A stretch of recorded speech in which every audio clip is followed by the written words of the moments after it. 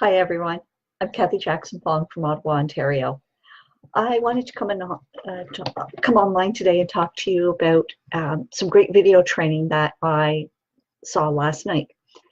And it was all about how we as people, and particularly network marketers, talk about ourselves, and it can have a negative impact on our business and actually our lives because it generalizes.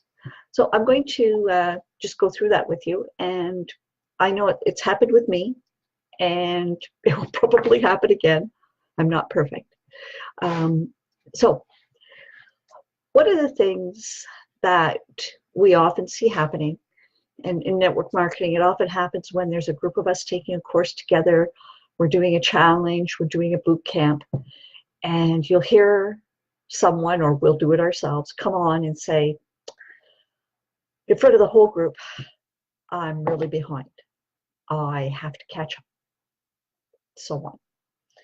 And what we need to think of when we say these things, and it happens in life too, I'm overweight. I spend too much money. Because you have to think psychologically. When we say something, we hear it, it becomes a thought, and then if you do it often enough, it becomes a belief.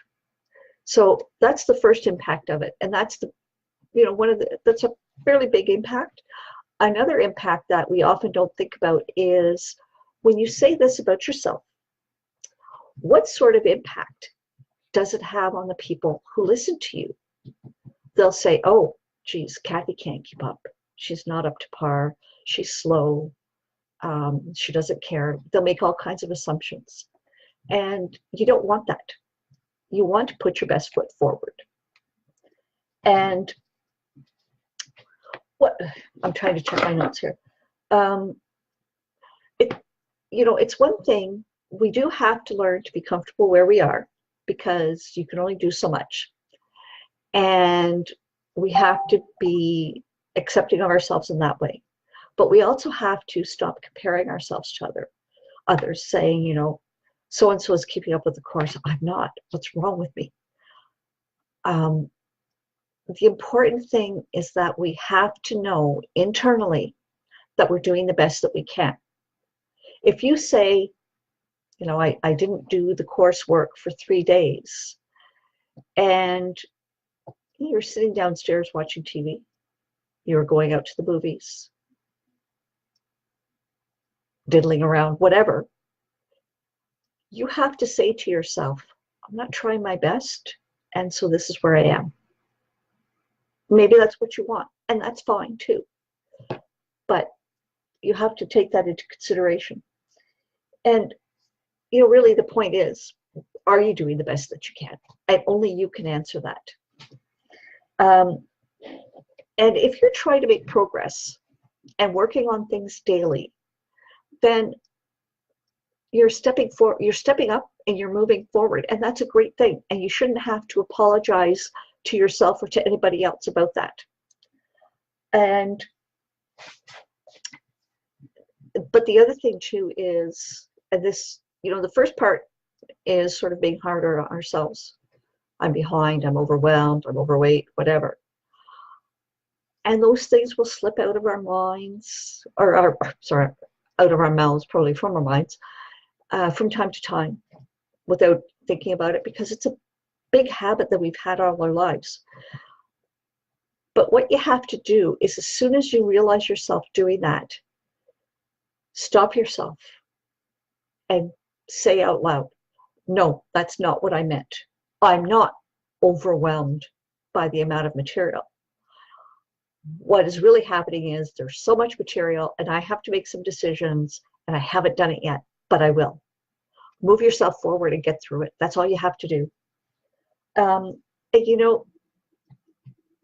it's not meant to be a justification of your lack of progress. It's just that you have to take the action that you need to be successful. And the amount of success you have is going to be reflective, to a certain extent, of the actions that we're taking. That's all. And you can't use that as your excuse, saying, I'm not successful because this is where I am. There are a lot of powerful techniques out in the internet world on how we can accomplish things, whether it's a daily method of operation for your business, a diet plan, an exercise plan, whatever it is. But none of those are going to work if you don't make the effort. And if you don't make the effort, be accountable to yourself and admit it. And, you know, one of the expressions you've probably heard a lot of is, I am where I am, and that's okay, because I'm further ahead than I was yesterday. And that's a great thing. But you have to balance that out and say, but yesterday, did I do the best that I could? If you didn't, just accept it. Because there will be other days where you'll be able to say, hell yeah, I did the best I can. I surpassed myself. And that is what you want. So the important thing to think about is the smaller the steps that you choose to make, and it is a choice because you're an adult, but the smaller the steps that you're taking forward, the smaller will be your progress. And just accept that, because that's what it is. And if you have an idea of where you want to be, are you doing what you need to do to move forward? Some of us will take longer. You don't come in with the same technical skills. You don't come in with the same support system. You don't come in with the same, say, financial resources to pay for things and coaching and so on. You don't have the same amount of free time. You know, these people with, you know, 5, 6, 10, 50 kids, whatever, they amaze me, because I had one child and I was fully occupied. So I'm amazed at those people. The whole point of this video is, in life, we have to choose our words carefully, because they impact us and they impact the perception that others have of us. And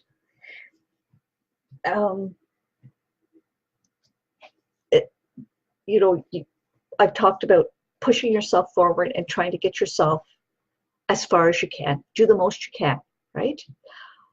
The advantage of that is, if an opportunity comes up, you'll be in a better place. So in the business example where they say, make 5 or 10 new friends a day, follow 10 to 20 people. If you do that every day, even though there's nothing on the horizon, if something falls out of the sky, drops on your lap, you're ready. You're ahead of the game. You're not the week before the new launch of, I don't know, a course. You're not putting in 6-7 hour days trying to get all these new friends and establish relationships, because you've been working on it slowly. So that will help you. And there are times when we have to take a break. You know, there's illness, vacations. I like those breaks. A death in the family. You know, crises come up. You have to work overtime. But when you've been doing the most that you can, those things don't throw you as much, because you're prepared and you've built up yourself. So consistency in this is very important. Do the tasks daily, even when you don't want to, because you're building on something. And the whole point is that when you build your foundation, you'll get to the point where you've got momentum, and then consistency is going to keep you there and move you forward, because you've got an audience, they're listening to you, and so on. So the comparison that we made was all of these building steps, like a foundation. They're helping you to get to the top of a hill, right? And then once you get to the top of the hill, things are fairly flat. And consistency, repeating the actions, is going to move you across, and you'll be fine. What you don't want to do is fall off the hill and have to climb back up, because that trick is harder, because now you've got it in your mind. Oh my God, I fell off the wagon, you know? So one of the ways you can help yourself be prepared for those slower periods of time, as a network marketer I'm talking about in this case, is on those days where you have excess time, typically weekends, or maybe for some of us it's, you know, if you have the opportunity to do some stuff at work or on the bus, you could go ahead and stockpile your content. If you're home or out, you could record several videos and leave them in the bank. You could do the same with graphics, stockpile them. Every day, try and take pictures of your lifestyle. I personally am awful at this, because I just assume, oh, who's going to be interested in something that I'm doing, because my life is pretty dull. But one of my friends challenged me, and she said, just for a week, take 3 pictures a day. And when you think about it, snapping 3 shots, what, 2 minutes work? And then when you have a slower time and you don't have time to go out and take pictures, use those. Toss on a caption. Another trick I learned from somebody is when they're really low on content, sometimes I know they were talking about Facebook. I don't know if the other platforms do it, but they would go to their Facebook memory from a year ago. You know, Facebook sometimes pops them up for us, but they would deliberately go and look and say, oh, okay, a year ago today, look at that. I was at Disney World with the family. I'm going to put up a couple pictures about that and say, oh, I can't believe it's already been a year. And then if you're lucky, you have a recent snapshot of the kids. You could say, look, I just found this, and look how much they've grown in a year. And away you go, and you're happy. And it's sort of like having a pantry full of backup stuff. You know, we stockpile for a storm, because we're all going through that now. And actually, at one point, I was familiar with this one woman. And what she would do is every month, she would create a week of backup content. And she had it in a folder.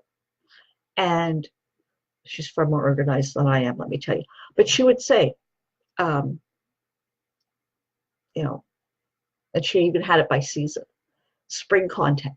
And then you go in and it would just say week 1.